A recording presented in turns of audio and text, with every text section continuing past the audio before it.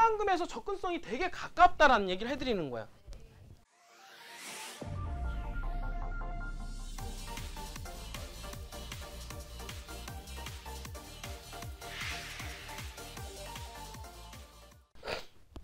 자연녹지 있죠?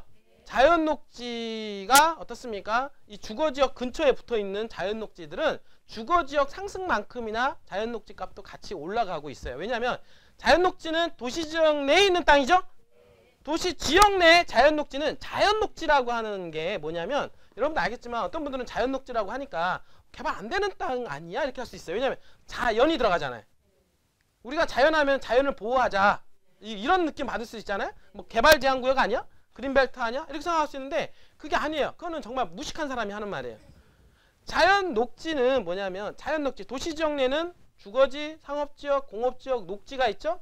그 녹지 지역을 두는 이유가 있어요. 왜냐하면 도시를 보게 되면 뭐가 있냐면 집이 있어야죠.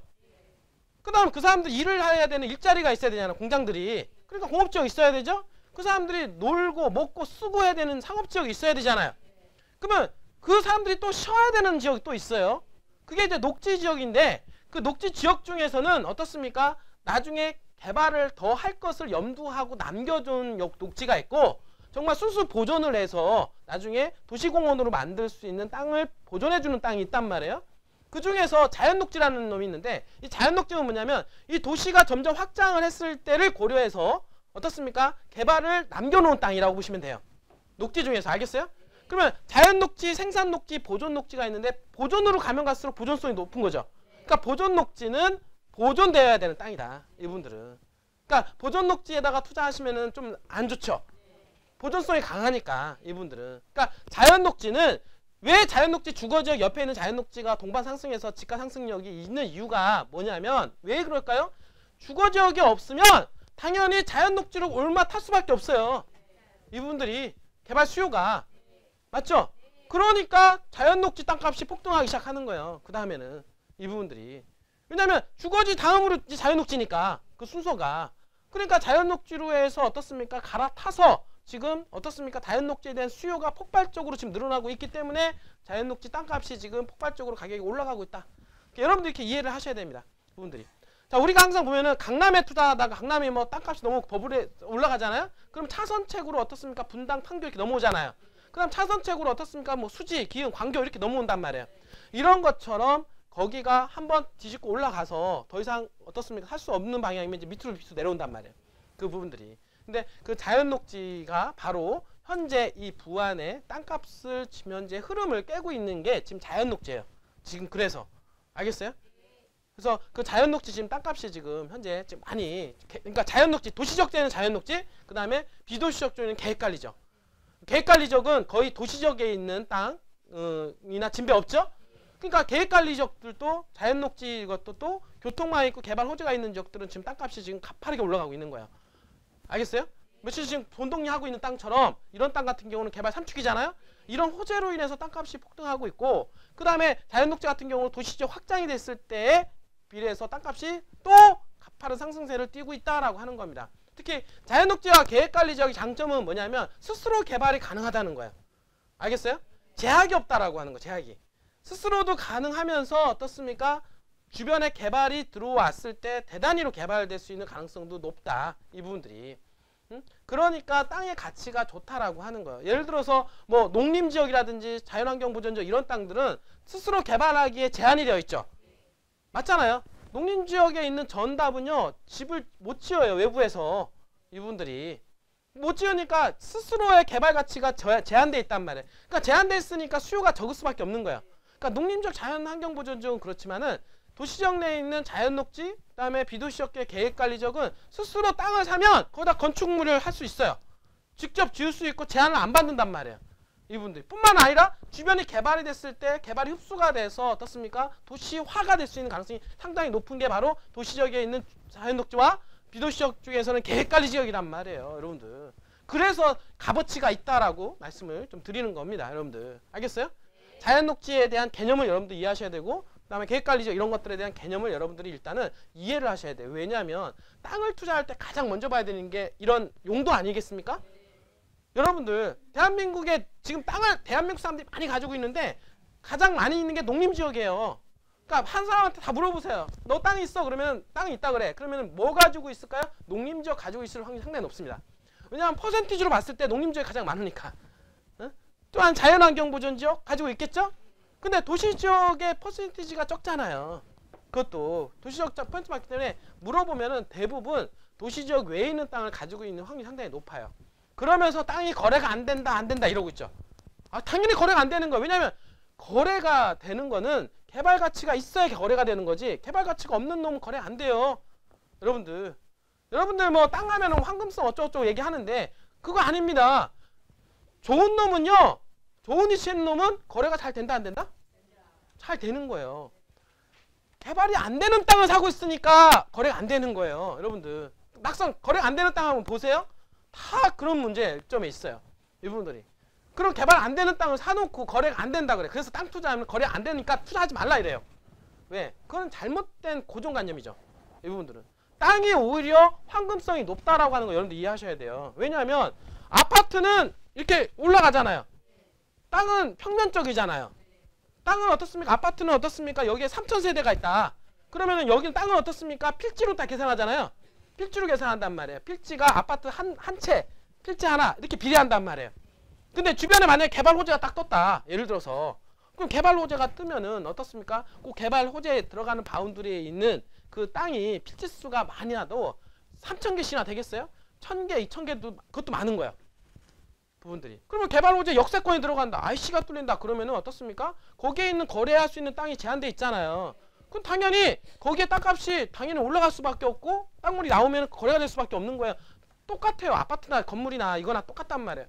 사람들이 근데 그 개념이 없는 거예요. 땅 투자하면은 황금성이 안 된다? 무슨 황금성이 왜 안 돼요? 여러분들.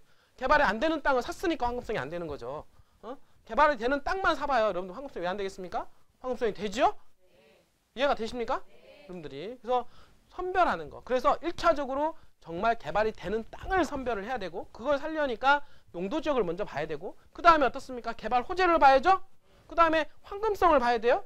나중에 이걸 나중에 팔았을 때 충분히 팔릴 수 있는 땅인가, 이걸 봐야 되는 거잖아요. 이런 게 다 만족을 시켰을 때 우리는 뭘 합니까? 결정을 하게 되는 거예요.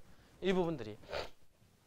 우리가 회사에서 하는 거는 바로 그런 부분을 염두를 하고 땅을 매입을 하고 분할을 해서 여러분들 입장에서 저희가 분양을 하는 거란 말이에요. 여러분들 알겠죠? 이제 그렇기 때문에 여러분들한테 말씀을 드리고, 지금 한번 여기 물건에 대해서 한번 말씀을 드릴게요. 자, 오늘 이제 물건은 한번 다시 여기 처음 듣는 사람들이 있으니까 한번 다시 한번 조금 정리를 하면서 말씀드리겠습니다. 새만금에 대한 얘기 좀 할게요. 자, 오늘 오픈 활동은 뭐냐면 자연녹지죠. 자연녹지. 방금 전에 얘기했죠. 자연녹지가 뭔지? 도시지역 내 자연녹지. 자연녹지는 자연이라고 해서 개발이 안 되는 땅이 아니라 스스로 개발이 되면서 주변의 개발의 영향력에 따라서 흡수가 돼서 도시화가 될 수 있는 땅이다. 이렇게 여러분들이 이해를 하시면 되는 겁니다. 알겠죠? 사실 여기 그 새만금은 아까도 얘기했던 대로 비행기가 이륙하게 된 계기는 바로 새만금을 사랑한 누구? 문재인 대통령이 국책사업으로 진행을 하면서 어떻습니까? 새만금이 가파른 상승세를 이제 띄우기 시작을 하게 됩니다. 그래서 새만금을 이렇게 보시게 되면 아까 얘기했던 대로 동서 1축, 2축, 그 다음에 3축, 남북 1축, 남북 2축, 남북 3축, 고속도로 격자형으로 해서 도로망들이 구축이 되고 있죠? 사실 이것만 해도 엄청난 호재인 거예요. 도로망 해도, 그 다음에 여기 익산으로부터 이렇게 새만금 그 철도, 그리고 철도가 이렇게 해서 부안 여기 관광지까지 들어오잖아요.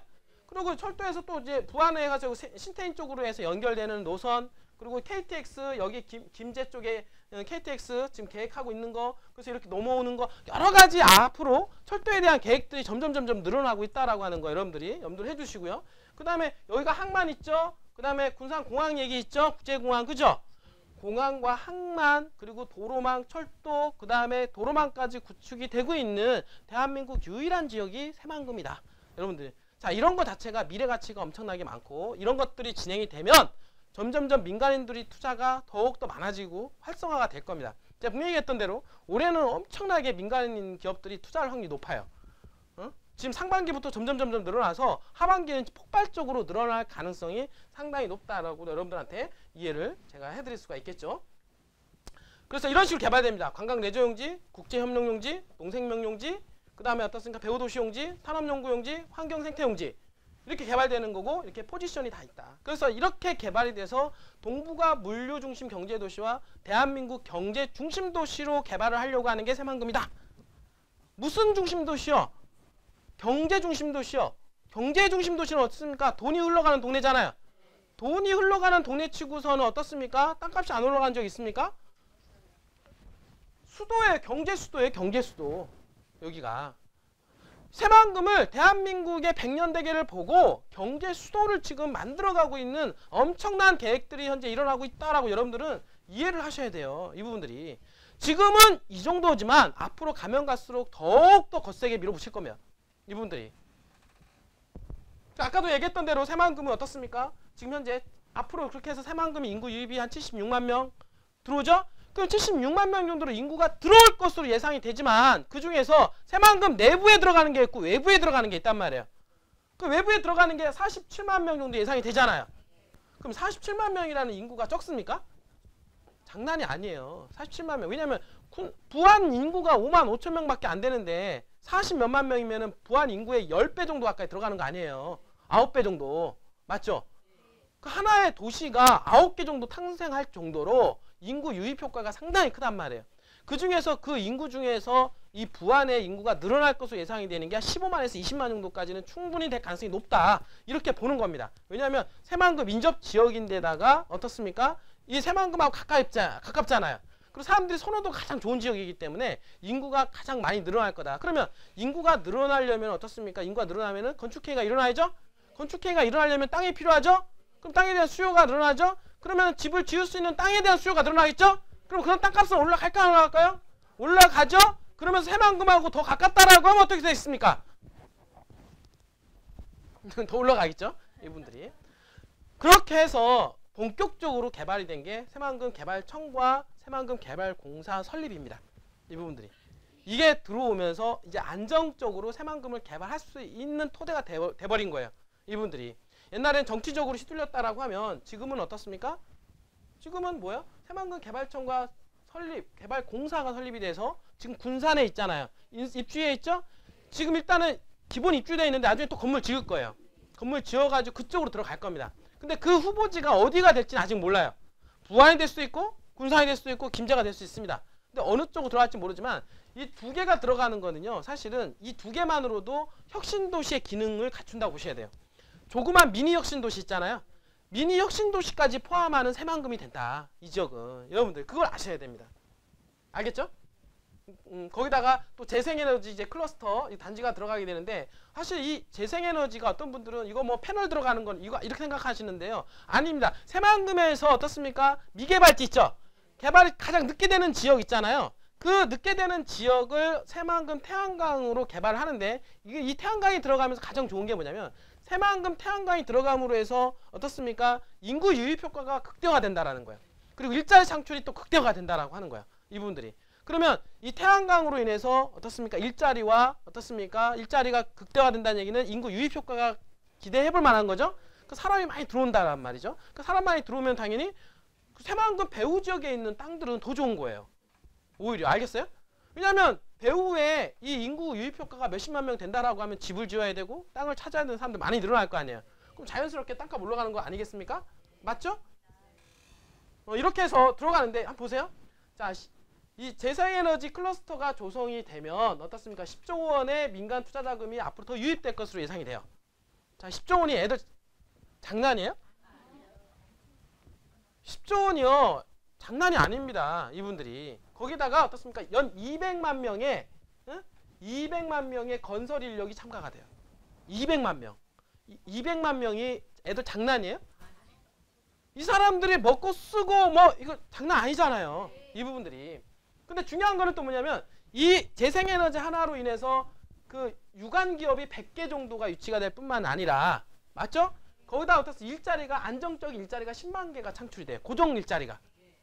고정 일자리가 10만 명이 창출이 된다. 그러니까 10만 개 일자리가 창출된다라고 하는 것은 만약에 가정으로 한다 그러면 두세 명이죠. 일자리가 10개니까 남편이 일한다 그러면 와이프도 따라와야 되고 또 거기서 새끼까지 하나요? 그러면 나도 한 명 생기죠. 그러면 어떻습니까? 20만 30만 명 늘어나는 거는 순간이죠. 여기는 어떻습니까? 젊은 층의 인구가 유입이 되면서 어떻습니까? 자녀까지 포함이 된다라고 하면 당연히 일자리는 10만 개지만 인구 유입 효과는 2, 30만 명이 될 수 있다는 얘기예요. 알겠어요? 그러니까 이 재생에너지 하나로 인해서 인구 유입 효과가 장난이 아니다. 그러니까 당연히 그 주변 바운드리는 더 좋은 거란 말이에요. 알겠어요? 주변 바운드리에 미칠 거니까 엄청나게 여러분들이. 자, 이렇게 이해하시면 되고, 그리고 새만금은 어떻습니까? 매립 사업을 현재 총력을 다 하고 있고, 그 다음에 새만금의 이제 선도 사업이 있는데, 그 선도 사업이 뭐냐면 스마트 도시, 지금 현재 스마트 도시 있잖아요. 현재 스마트 도시를 현재 지금 공사를 하는데, 이걸 최대한 공기를 단축을 해서 만들려고 해요. 매립과 스마트 도시입니다. 이분들이. 그러니까 그 스마트 도시가 이렇게 만들어지는 거죠. 얼마나 좋아. 여기가 지금 항만 쪽 연결을 해서, 요게 지금 남부, 요게 동서 이축도로입니다. 동서 이축도로고 그렇게 수변 도시를 만드는 거예요.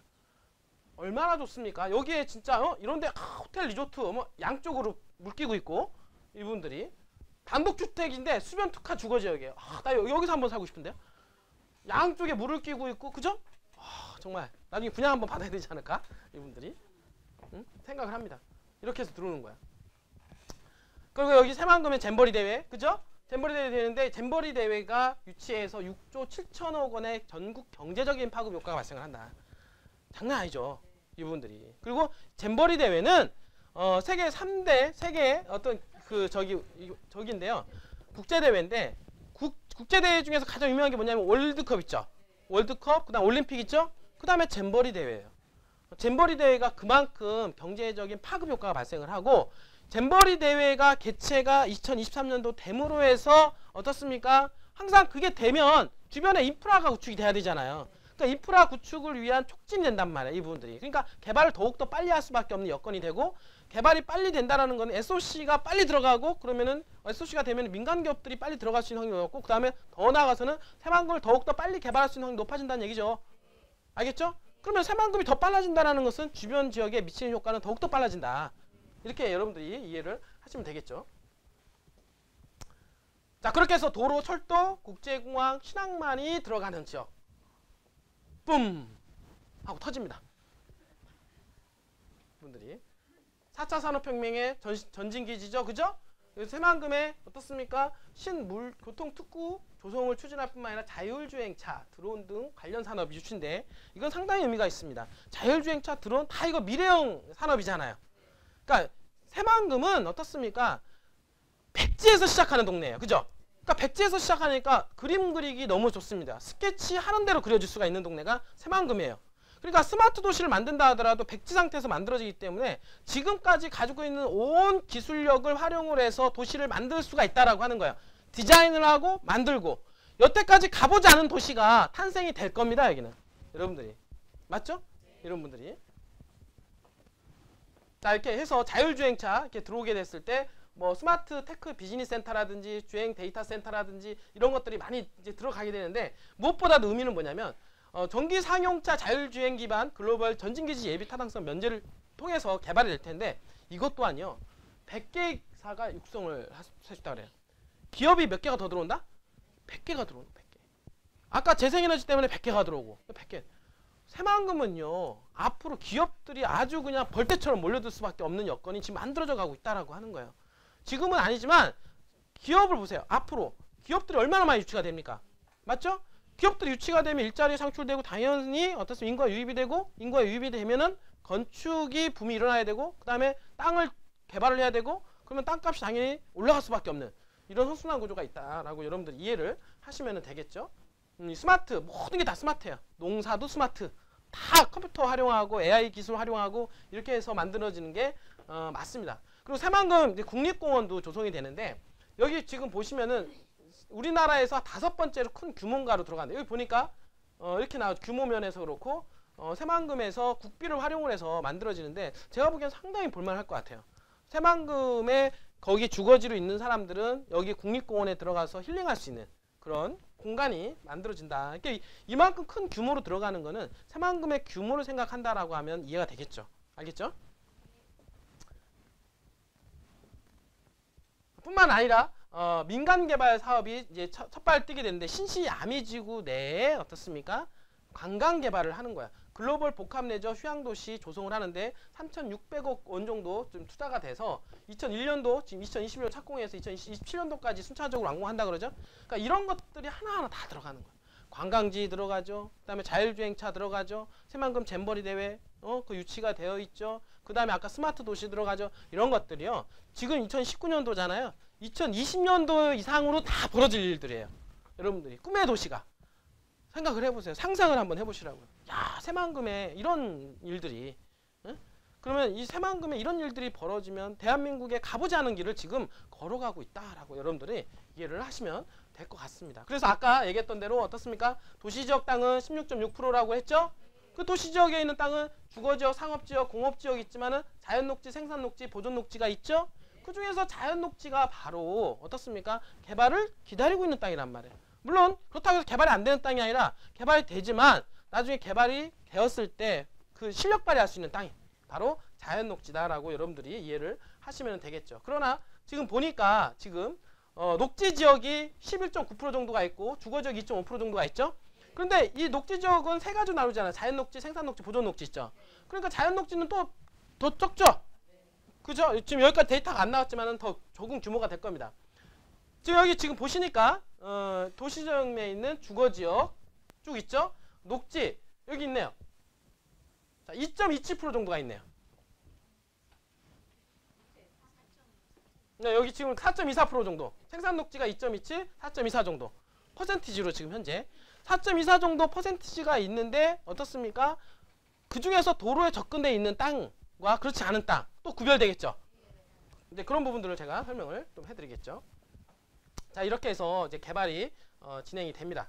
그래서 자연녹지 같은 경우는 지금 2008년도에서 2018년도 상서면의 토지 가격 상승률을 한번 비교해 보니까 어떤 일이 있었냐면 일반 상업지역이 1등, 그다음 2종 일반 주거지역, 예? 의외로 자연녹지가 3등이에요. 그 다음에 뒤로 이제 이 1종 일반 주거지역인데 거의 비슷하죠. 자연녹지나 주거지역이나. 알겠어요? 이거 데이터를 제가 보는 거예요. 자, 상서적을 보니까 이게 지금 상섬의 평균 가격 변동률이에요. 해마다 가격 변동률은 상승을 계속 하죠. 10% 이상 올라가니까 올라가는데 문제는 뭐냐면 2016년도 잠깐 꺼졌다가 문재인 대통령이 당선됐죠. 당선된 이후로 어떻게 합니까 지금? 지금 가파른 상세에 지금 올라가고 있죠. 상승률이. 자, 보니까 어떻게 됩니까? 가격 상승률을 보니까 자, 일반 상업지역, 2종 일반 주거지역, 그 다음에 자연녹지가 여기 있네 지금. 아까 얘기했던 대로. 그 다음에 1종 일반 주거지역 있죠? 그 다음에 이렇게. 맞죠? 이런 효과가 발생하는 거예요. 응? 이해가 되시나요? 그 자연녹지가 거의 주거지와 버금갈 정도로 집가 상승률이 지금 기대가 되고 있다라고 여러분들 이해를 하셔야 되는 거예요. 여러분들이. 알겠습니까? 그러면 지금 현재 이렇게 되는데 여기가 지금 뭐야 이게? 여기가 지금 동서 3축이잖아요. 동서 3축이고 우리가 오늘 지금 살려고 하는 지역이 상서 여기 도시지역 내에 있는 땅이잖아요.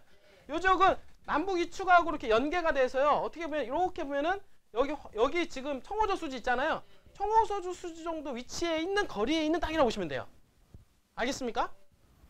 새만금에서 접근성이 되게 가깝다라는 얘기를 해드리는 거야. 되게 양호하다 이 부분들이. 그 중에서 여기 용서리에 있는 땅, 여기에 있는 땅인데 요 도로와 붙어 있는 땅이라고 보시면 돼요. 좀 이렇게 볼까요? 자, 여기 지금 동서 2축하고 이 도로를 통해서 나중에 이렇게 만나게 될 텐데 이 도로가 나중에 확장이 될 가능성이 상당히 높아요. 왜냐하면 새만금으로 진입하는 도로는 다 확장을 합니다. 이 부분들이. 근데 알겠어요? 그 중에서 용솔이라고 하는 지역은 요 상서라고 하는 지역 중에서 요 지역이에요. 이렇게. 우리가 했던 지역이 어떻습니까? 고잔리 지역 했죠? 그 밑에 있는 여기 가오리 지역이죠? 가오리 고잔리 위쪽에 있는 게 새만금하고 더 가까운 쪽에 있는 지역이 용솔이죠? 용솔이 지역에 있는 자연 칠학지구에 있는 땅이다 라고 말씀을 좀 드릴 수가 있겠죠. 부분들이. 알겠죠? 그럼 어디냐? 아까 했던 대로 우리가 고잔리 위주로 가오리 위주로는 했죠? 용솔이는 지금 처음 하는 거예요. 맞죠? 근데 용솔이가 바로 새만금 진입하는 도로하고 연결되어 있다. 여러분들이 이해를 하시면 되겠죠? 어디냐? 바로 어디예요? 바로 여기다. 자연녹지. 칠학지구, 자연녹지. 칠학지구라는 거는 이미 거기가 어떻습니까? 기반시설 다 깔려 있어요. 이 부분들이. 그래서 이 땅의 장점을 보게 되면, 자, 이 뒤쪽에 보니까 이게 자연환경보전지역이 있고 이게 변산 국립공원이죠. 뒤에는 산으로 어떻습니까? 병풍처럼 깔려 있고, 앞에는 어떻습니까? 쫙 펼쳐져 있고, 평야처럼. 알겠어요? 어떻게 보면 배산 임수형의 어떤 형태를 가지고 있는 지역이고, 제가 보기에는 있잖아요. 새만금하고 접근성이 좋기 때문에 어떤 일을 보면 여기는 고급 주택 타운하우스들이 들어갈 수 있지 않을까. 저는 조심스럽게 예측을 한번 해볼 수가 있겠죠.